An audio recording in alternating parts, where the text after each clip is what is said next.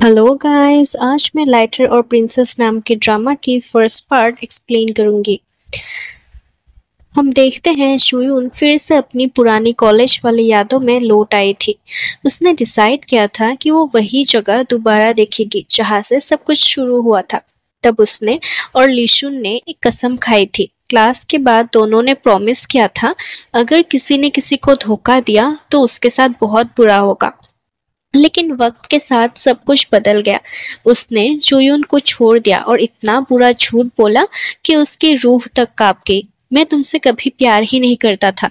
जुयून का दिल टूट गया था, पर कहानी यही खत्म नहीं होती।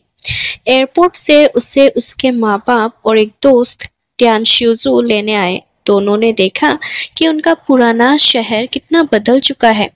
जुयुन की माँ ने तो बस यही चाहा कि ट्यानजाओशु जैसे लड़के के साथ वो सेटल हो जाए, लेकिन जुयुन का दिल अब भी किसी और के लिए धड़क रहा था, लीशुन।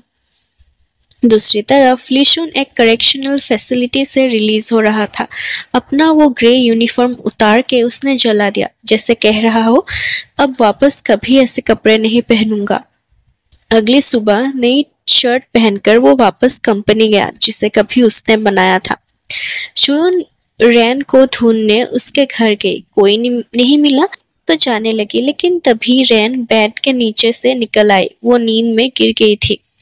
रैन ने बताया कि जीली कॉरपोरेशन अब काफी सक्सेसफुल हो गई है, लेकिन दूसरे कंट्रीज के गेम्स कॉपी करने लगी है। ये वही कंपनी थी जिसमें जुयून ने अपना सब कुछ दे दिया था, प्यार भी और सपने भी। जुयून ने कहा, मैं जानती हूँ लीशुन वापस आएगा और हर वो चीज ले लेगा जो उसकी थी। जब लीशुन जेल गया था तब कंपनी गाओजांग होंग के नाम छोड़ गया था, एक दोस्त जिस पे कभी तीनों ने भरोसा किया था। कंपनी में मिलने के बाद गांव ने सिर्फ एक बात बोली, मैं सब कुछ खरीद लूंगा, नो नेगोशिएशंस, और मुझे तुमसे फिर कभी नहीं मिलना। पर लीशुन ने सिर्फ एक लाइन में जवाब दिया, गद्दारी की कीमत चुकानी पड़ती है। बाहर आके श्याओलियू ने लीशुन को मोटिवेट किया, हम दोनों जानते हैं हमारे स्किल्स से हम फिर से ऊपर जा सकते हैं। लेकिन लीशुन का दिल अब भी टूटा था। उसके लिए कुछ लोग अब इम्पोर्टेंट नहीं रहे। जुयन जब घर आई उसने महसूस किया लीशुन उससे दूर से देख रहा था, लेकिन उसने आगे बढ़ने की हिम्मत नहीं की। फिर वो गया रेन के घर अपना उधार चुकाने। रेन ने तब रियलाइज किया जुयन सही थी, लीशुन सब कुछ वापस ले लेगा, पर हमारी दोस्ती सिर्फ पैसे तक सिमट गई है। रेन ने कॉल किया जुयन को और कहा, ट्यानजियोसू से मदद लो, एक पेंटिंग वेरीफाई करानी है, उसके पैसे से लीशुन का उधार चुका दो। जुयून ने मना तो किया, लेकिन आखिर करना पड़ा। जब तीनों जुयून, ट्यान और रेन रेस्टोरेंट में मिलने गए तभी वहां से लीशुन गुजरता है। उसने उन्हें देखा, थोड़ा मुस्कुराया भी, पर जब देखा कि जुयून और ट्यान कितने क्लोज लग रहे हैं उसने अब फेस टर्न कर दिया और वापस चला गया। जुयून ने उसे देख लिया और तुरंत भागती हुई उसके पीछे गई। तभी श्याओलियू ने उसे रोका। उसने कहा, उसने अभी लीशुन को मदद की है। जब शुयून ने उसे पैसे दिए तो श्यालू ने ले लिया और बोला, तुम्हें लीशुन के बारे में सब कुछ जानना है ना, तो उसके साथ मिलो। और तभी लीशुन सामने आ गया। एपिसोड 2 की शुरुआत होती है जहां एपिसोड 1 खत्म हुआ था। लीशुन आता है और उसे देखकर ट्यान समझदारी से वहां से निकल जाता है ताकि जुयून और लीशुन अकेले बात कर सके। जुन पूरी फिक्र के साथ पूछती है, तुम्हारा हाल कैसा है लीशुन? पर लीशुन बहुत ही ठंडे और कठोर अंदाज में कहता है, तुम आके जिसके साथ भी रहना चाहती हो उससे मेरा कोई लेना देना नहीं है। हम दोनों के बीच सब कुछ खत्म हो चुका है। इतना कहकर लीशुन वहां से चला जाता है। जुयून का दिल फिर से टूट जाता है, लेकिन सच ये है कि लीशुन के दिल से जुयून अब तक गई नहीं थी। लीशुन घर लौटकर बेचैन होकर उन पुरानी यादों को याद करता है, उनके साथ बिताए वो प्यारे लम्हे, और अब उनमें आई दूरियां उसका दिल दर्द से भर जाता है। इधर ट्यान जुयून को समझाता है, तुम अब भी लीशुन से प्यार करती हो, तुम्हें उसे एक मौका और देना चाहिए। लेकिन जुयून कहती है, मैं सब सोच चुकी हूँ। ट्यान, तुम लीशुन से कहीं बेहतर हो। लीशुन कभी कभी कितना सेल्फिश और रूड हो जाता है। शायद यही ठीक है कि हमारा रिश्ता यही खत्म हो जाए। दूसरी तरफ लीशुन अपार्टमेंट ढूंढने जा रहा होता है। शाओलियू के साथ। जब लैंडलॉर्ड से बात होती है, लिशुन ईमानदारी से बता देता है कि वो पहले जेल जा चुका है, लेकिन ज्यादातर लैंडलॉर्ड्स उसे घर देना नहीं चाहते हैं। कहते हैं मुझे कोई मुसीबत नहीं चाहिए। तब शाओलियू उसे कहता है भाई तू सच बोल के अपना काम खराब मत कर, कोई घर नहीं देगा फिर। लिशुन थोड़ा सोचता है और डिसाइड करता है कि अगली बार वो अपना पास्ट मेंशन नहीं करेगा। आखिर एक जगह मिल ही जाती है रेंट पे। जब लीशु नए अपार्टमेंट की तरफ जा रहा होता है, वो उन सब जगहों से गुजरता है जहाँ कभी वो और जुयून साथ चले थे। उसका दिल पुरानी यादों से भर जाता है। जुयून भी अंदर से वही फील करती है, चाहे वो लीशुन को जर्क कहे, लेकिन उसका चेहरा उसके दिमाग से जा ही नहीं रहा था।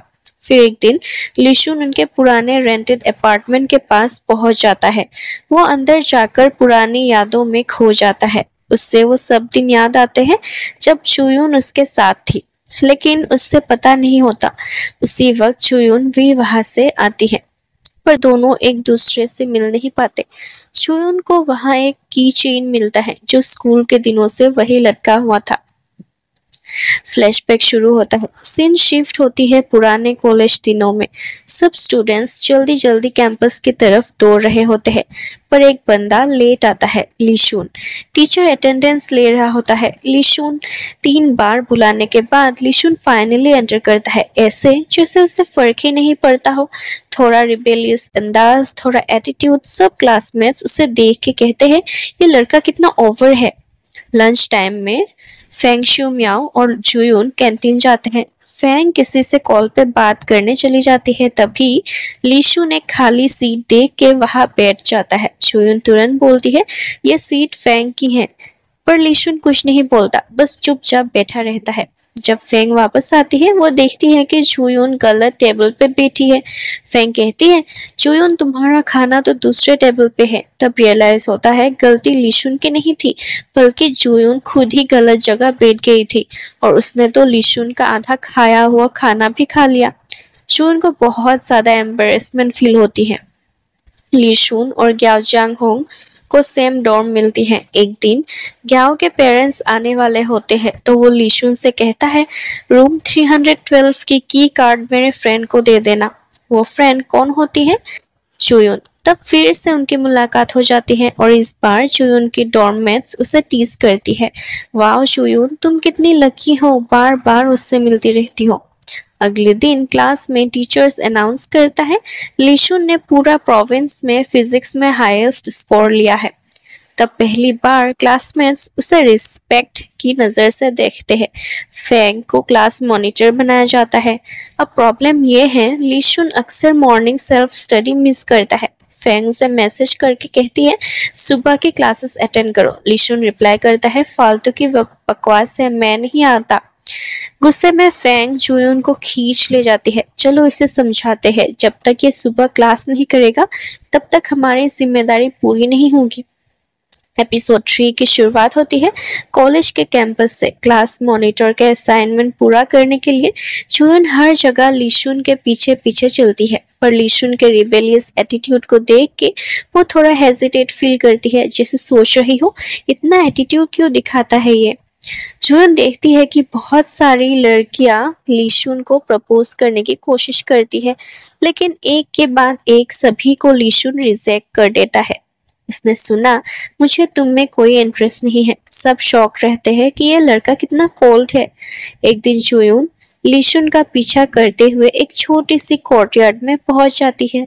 यह लीशुन का पर्सनल स्पेस होता है। वहां लीशुन कोडिंग कर रहा होता है।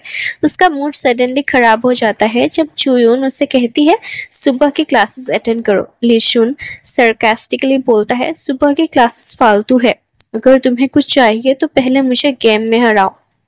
लीशुन ने एक शर्त रखी, अगर जुयून जीत गई तो वो मॉर्निंग क्लासेस ज्वाइन करेगा। जुयून पूरे जोश से खेलती है, पर लीशुन की स्किल्स के सामने वो हार जाती है। लीशुन उसे कहता है मुझे दोबारा परेशान मत करना। जुयून सैड हो जाती है। नेक्स्ट दिन वो प्रोफेशनल क्लास में भी लीशुन को नहीं देखती, जिससे वो और ज्यादा सरप्राइज हो जाती है। लेकिन तभी क्लास में लीशुन एंट्री मारता है। टीचर कहते हैं आज हम सी लैंग्वेज के बारे में पढ़ रहे हैं। जुयून तुम बताओ सी लैंग्वेज क्या होती है? जून कॉन्फिडेंटली समझाती है, पूरा सिस्टमेटिक एक्सप्लेनेशन देती है। टीचर इम्प्रेस्ड हो जाता है और कहता है आज से तुम क्लास रिप्रेजेंटेटिव हो। घर से जुयून की माँ लियू एलिन उससे वीडियो कॉल करती है। माँ कहती है कॉलेज में ढंग से पढ़ाई करो, एंट्रेंस एग्जाम तो बस शुरुआत थी, यूनिवर्सिटी ज़्यादा इम्पोर्टेंट है। जुयून थोड़ा प्रेशर फील करती है, उसे लगता है उसे परफेक्ट स्टूडेंट बनना पड़ेगा। फिर टीचर जुयून से कहते हैं तुम गाओ चांग होंग के साथ एक प्रोजेक्ट टीम में काम करो। जुयून थोड़ा हेजिटेट होती है, लेकिन माँ और टीचर के प्रेशर में वो मान जाती है। प्रोफेसर लीन उनका गाइड बनता है और उनके ग्रुप को एक अपना स्टूडियो एलोकेट होता है। सब चाहते हैं कि लीशुन उनके ग्रुप में ज्वाइन करे। कुछ लोग कहते हैं वो तो बहुत एरोगेंट है, उससे क्या फर्क पड़ता है। पर कुछ लोग बोलते हैं जुयून तुम ट्राई करो उससे मनाने के लिए। जुयून की लीशुन के पास जाती है। लीशुन उसे एक पेन ड्राइव देता है और कहता है इस कोड को चेक करो। पर जैसे ही जुयून वो कोड कंप्यूटर में डालती है उसका सिस्टम वायरस से क्रैश हो जाता है। जुयून घबरा जाती है और सीनियर्स के पास मदद के लिए जाती है। सब सीनियर्स बड़े कॉन्फिडेंट होते हैं, अरे हम ठीक कर देंगे। लेकिन जैसे ही वो पेन ड्राइव अपना कंप्यूटर्स में डालते हैं उनका सिस्टम भी वायरस से इन्फेक्ट हो जाता है। एक के बाद एक सब हार मानते हैं। वो सब कहते हैं लीशुन को ही बुलाओ, सिर्फ वही इसे ठीक कर सकता है।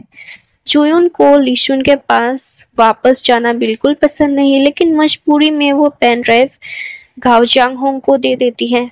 चांग होंग ट्राई करता है पर फेल हो जाता है। फिर वो डॉक्यूमेंटेशन चेक करने लगता है। जुयून फिर प्रोफेसर लीन के पास जाती है, लेकिन प्रोफेसर लीन भी वायरस ठीक नहीं कर पाते। आखिर सब मिलके कहते हैं लीशुन को बुलाओ। लीशुन आता है और कामली एक्सप्लेन करता है वायरस का मैकेनिज्म। प्रोफेसर लीन इम्प्रेस हो जाते हैं, पर सबसे बड़ा शॉक तब लगता है जब लीशुन बताता है मैंने एक वायरस बनाऊंगा जो दूसरे वायरसेस को कंट्रोल करेगा ताकि वो अटैक ना कर सके।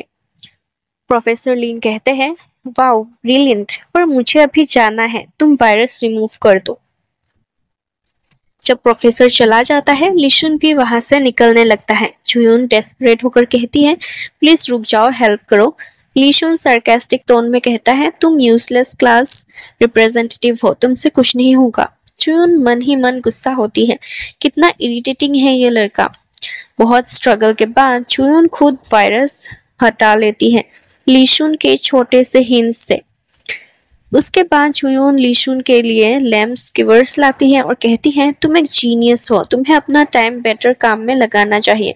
पर लीशुन कोल्डली बोलता है तुम्हारा ग्रुप टाइम वेस्ट है। जुयून फ्यूरियस हो जाती है, तुम स्कूल के रूल्स तोड़ते रहते हो जैसे कोई गुंडा हो। लीशुन उस पर डोर बंद कर देता है और जुयून को बाहर छोड़ देता है।